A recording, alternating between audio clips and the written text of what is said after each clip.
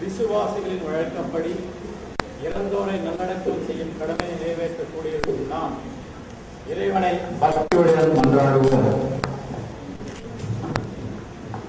அனைத்தும் அவருக்கென்றே உயிர் வாழ்கின்ற நம் சகோதரி கப்பல் ஆரோக்கியமேறி உடல் நலிவற்ற நிலையில் நாம் அடக்கம் செய்தாலும் புனிதரின் கூட்டத்தில் இடம்பெற கட்டளையிடுவதாக, சார்ந்த இவருக்கு மீட்பு அளிப்பதாகி பாவ கடன் ஒழுவதாக, பிதாவிடம் இவர் அன்பு கொண்ட நல்லாயன் இவரை அழைத்துச் செல்வாராக.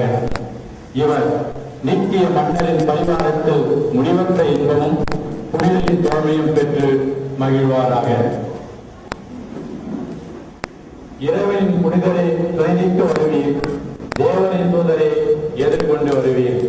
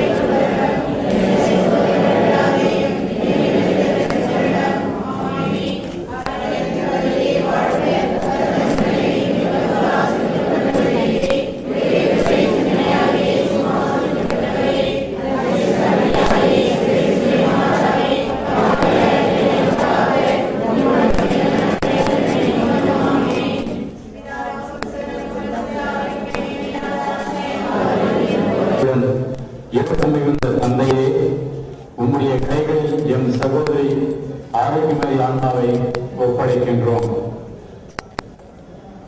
எனவே ஆண்டவரே, உமது நன்மைத்தனமும் கிறிஸ்துவுக்கு புனிதரோடு உம் வழியார் இவருக்குள் கூட்டுறவும் எங்களுக்கு தெளிவாய் விளங்கும்படியாக நீ இவ்வுலக வாழ்வில் இவர் மீது பல நன்மைகளை பொழிந்துள்ளீர்.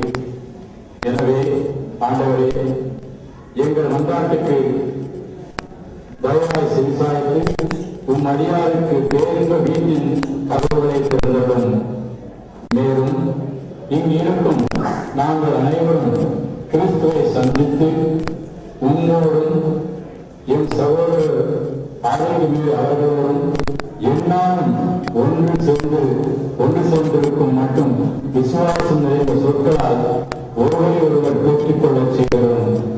எங்கள் ஆண்டவராகிய கிறிஸ்து வழியாக உம்மை மன்றாடுகின்றோம்.